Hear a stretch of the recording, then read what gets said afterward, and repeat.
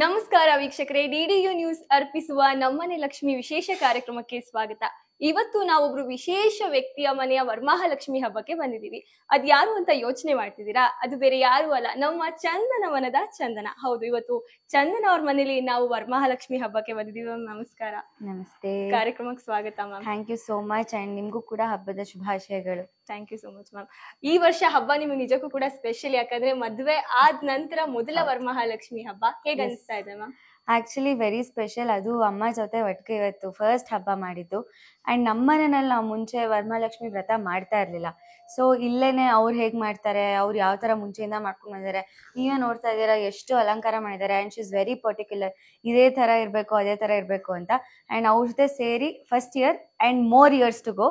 So ಮಾಡಿದ್ದು ತುಂಬಾ ಖುಷಿ ಇದೆ. ಅಮ್ಮನಿಂದ ಕಲ್ತಿದ್ ಏನಾದ್ರೂ ಇದ್ದೇ ಇರುತ್ತೆ ಹಬ್ಬ ಅಂತ ಬಂದಾಗ. ಲೈಕ್ ಈ ತರದ್ದು ನಾನು ಕಲ್ತ್ಕೊಂಡೆ ಇಲ್ಲಿಗೆ ಬಂದು ಹೊಸದಾಗಿ ಹಬ್ಬದ ವಿಚಾರದಲ್ಲಿ. ಅದೇ ಆರ್ಗನೈಸ್ಡ್ ಆಗಿ ಹೇಗ್ ಮಾಡೋದು ಅಂತ. ಅಂಡ್ ಅವ್ರು ನೋಡಿ ಬರೀ ವೈಟ್ ಫ್ಲವರ್ಸ್ ಇದೆ, ಅದ್ ಬಿಟ್ಟು ಬೇರೆ ಯಾವ್ದೂ ಇಲ್ಲ. ಸೊ ವೈಟ್ ಥೀಮ್ ಅಲ್ಲೇ ಈ ಸತಿ ಮಾಡೋದು. ಅವ್ರು ಎವ್ರಿ ಇಯರ್ ಒಂದೊಂದು ಥೀಮ್ ಅಲ್ಲಿ ಮಾಡ್ತಾರಂತೆ. ಈ ಸತಿ ವೈಟ್ ಥೀಮ್ ಅಲ್ಲಿ ಮಾಡಿದ್ದಾರೆ. ವೆರಿ ಸಿಂಪಲ್, ಎಲಿಗೆಂಟ್, ಮುದ್ದಾಗಿರೋ ಲಕ್ಷ್ಮಿ. ಸೊ ನಮ್ಮ ಮನೆಯಲ್ಲಿ ಇದ್ದಾಳೆ ಇವಾಗ. ವರಮಹಾಲಕ್ಷ್ಮಿ ಹಬ್ಬಗಳಂದ್ರೆ ಮೇನು ಊಟ ಅನ್ನೋದು ತುಂಬಾ ಎಲ್ಲರೂ ಇಷ್ಟ ಪಡ್ತಾರೆ. ವರಮಹಾಲಕ್ಷ್ಮಿ ಹಬ್ಬ ಅಂದ ತಕ್ಷಣ ನಿಮ್ಮ ಮನೇಲಿ ದೇವ್ರಿಗೆ ನೈವೇದ್ಯ ಮಾಡೋದಾಗಿರ್ಬಹುದು ಅಥವಾ ಮೇಜರ್ ಊಟಗಳಂದ್ರೆ ಯಾವ್ದು ಮಾಡ್ತಾರೆ? 100% ಹಬ್ಬ ಅಂದ್ರೆ ನಂಗೆ ಎಕ್ಸೈಟಿಂಗ್ ಪಾರ್ಟೇ ಅದು. ಸೊ ಹಬ್ಬದ ಊಟನೇ ಇವತ್ತು ಮಾಡಿರೋದು ಒಬ್ಬಟ್ಟಿನ ಅಡ್ಗೆ. ಸೊ ಒಬ್ಬಟ್ಟು ಮಾಡಿದಾಗ ಅದಕ್ಕೆ ಎಲ್ಲದೂ ಮಾಡ್ಲೇಬೇಕು ಈಕ್ವಲ್ ಆಗಿ. ಕೋಸಂಬರಿ, ಪಲ್ಯ, ಚಿತ್ರಾನ್ನ, ಅನ್ನ, ಹೋಳಿಗೆ, ಸಾರು ಅಂಡ್ ಅದೆಲ್ಲದೂ ಇದೆ. ಅದೇ ಇವಾಗ ನೆಕ್ಸ್ಟ್ ಕಾರ್ಯಕ್ರಮ ಅದೇ ನಿಮ್ದೆಲ್ಲ ಇಂಟರ್ವ್ಯೂ ಆದ್ಮೇಲೆ. ನೀವೇನಾದ್ರೂ ಅಡ್ಗೆ ಮಾಡಿದೀರಾ? ಅಂದ್ರೆ ಆಕ್ಚುಲಿ ಮನೇಲಿ ಮಾಡ್ತಾ ಇದ್ದೆ. ನಮ್ಮ ಮನೆಯಲ್ಲಿ ಹಬ್ಬಕ್ಕೆ ನಾನೇ ಮಾಡ್ತಾ ಇದ್ದೆ.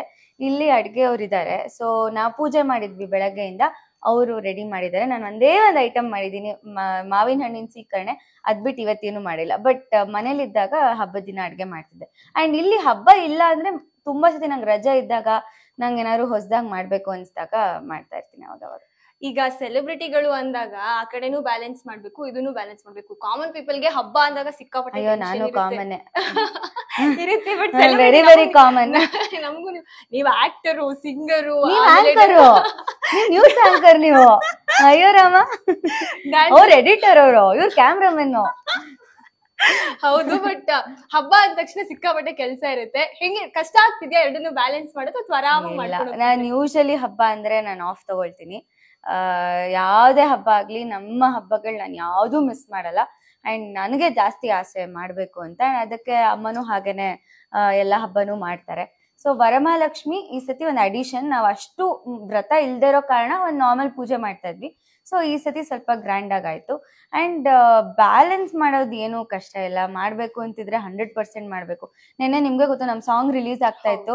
ನಾನು 7 ಗಂಟೆಗೆ ಫೋನ್ ಹಿಡ್ದೋಳು 11 ಗಂಟೆ ತನಕ ಫೋನ್ ಹಿಡ್ಕೊಂಡಿದೀನಿ.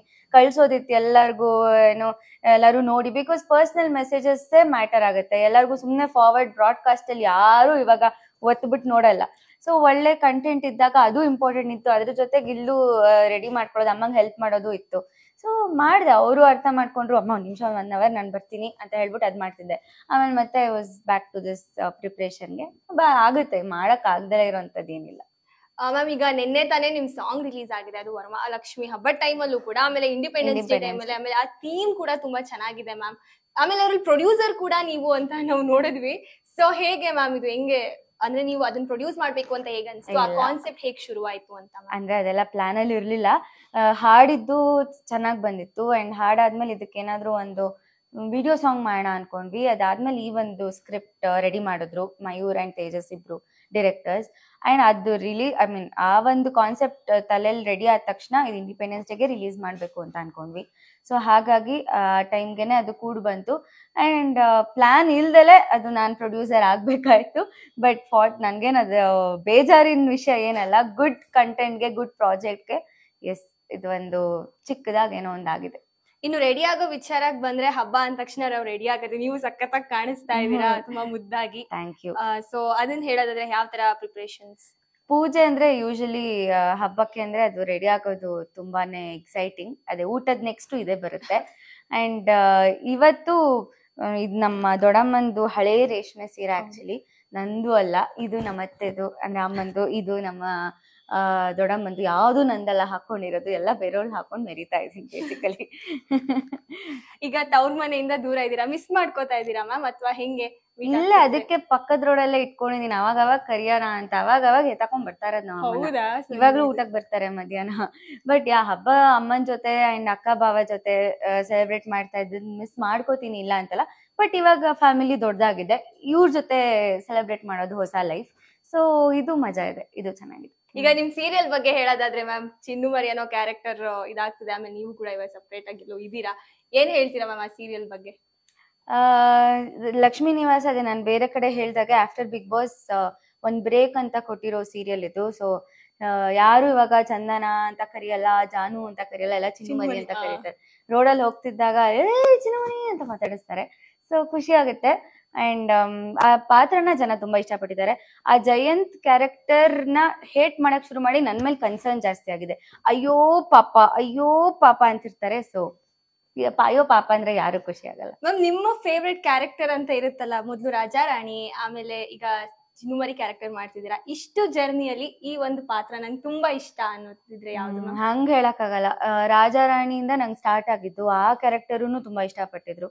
ಅಂಡ್ ಹೂಮಳೆ ಬೇರೆ ಬೇರೆ ಮಾಡಿರೋದ್ರಲ್ಲಿ ಎಲ್ಲದ್ರಲ್ಲೂ ಅದೊಂದು ಡಿಫ್ರೆಂಟ್ ಶೇಡ್ ಇದೆ. ಅಂಡ್ ಎಲ್ಲಾ ಪಾತ್ರ ನನಗ್ ಸ್ವಲ್ಪ ಕನೆಕ್ಟ್ ಆಗೋ ತರನು ಇತ್ತು. ಸೊ ಎಲ್ಲ ಈಕ್ವಲ್, ನೋ ಭೇದ ಭಾವ. ಮ್ಯಾಮ್, ಈಗ ಮದ್ವೆ ಆದ್ಮೇಲೆ ಬಂದ್ ಏನಾದ್ರು ಅಡ್ಗೆ ಮಾಡಿರೋದು, ನಿಮ್ಮ ಹಸ್ಬೆಂಡ್ ಇಷ್ಟಪಟ್ಟು ತಿಂದಿರೋದು ಅಂತ ಹೇಳಿದ್ರೆ ಯಾವ್ದು ಮ್ಯಾಮ್? ಅವರಿಗೆ ಈ ದೇಶದ್ದು ಇಷ್ಟ, ಆದ್ರೆ ಸ್ವಲ್ಪ ಹೊರ ದೇಶದ್ದು ಊಟಗಳು ತುಂಬಾ ಇಷ್ಟ. ಅದ್ರಲ್ಲಿ ನಾನು ಏನೋ ಇಟಾಲಿಯನ್ ಡಿಶಸ್ ಮಾಡ್ತೀನಲ್ಲ, ಸೊ ಅದು ಅವ್ರಿಗೆ ಇಷ್ಟ ಆಗುತ್ತೆ. ನಾನು ಪಾಸ್ತಾ ಮಾಡೋದು ಅಂಡ್ ಇಟಾಲಿಯನ್ ಹರ್ಬ್ ರೈಸ್ ಅಂತ ಮಾಡ್ತೀನಿ, ಅದಕ್ಕೆ ವೈಟ್ ಸಾಸ್ ಆ ಥರ ಎಲ್ಲ ಏನೇನೋ ಮಾಡ್ತೀನಿ. ಸೊ ಅದು ಅವ್ರಿಗೆ ಇಷ್ಟ ಆಗುತ್ತೆ. ಓಕೆ ಮ್ಯಾಮ್, ಫೈನಲಿ ನಮ್ಮ ವೀಕ್ಷಕರಿಗೆ ಹಬ್ಬದ ಏನಾದ್ರು ಹೇಳೋದಾದ್ರೆ ಏನ್ ಹೇಳ್ತೀರಾ? ಎಲ್ಲರಿಗೂ ಮಹಾಲಕ್ಷ್ಮಿ ಹಬ್ಬದ ಮತ್ತೊಮ್ಮೆ ಹಾರ್ದಿಕ ಶುಭಾಶಯಗಳು. ಆ ಲಕ್ಷ್ಮಿ ನಿಮ್ಗೆಲ್ಲ ಕೊಡೋ ಹಾಗೆ ಮಾಡ್ಲಿ, ಆರೋಗ್ಯ, ಐಶ್ವರ್ಯ, ಒಳ್ಳೆಯ ಹೆಲ್ತ್ ಇಂಪಾರ್ಟೆಂಟ್. ಸೊ ಅದೆಲ್ಲದು ನಿಮ್ದಾಗ್ಲಿ. Thank you so much ma'am, ನಮ್ಮ ಜೊತೆ ನಿಮ್ಮ ಹಬ್ಬನ ಸೆಲೆಬ್ರೇಟ್ ಮಾಡಿದ್ದಕ್ಕೆ.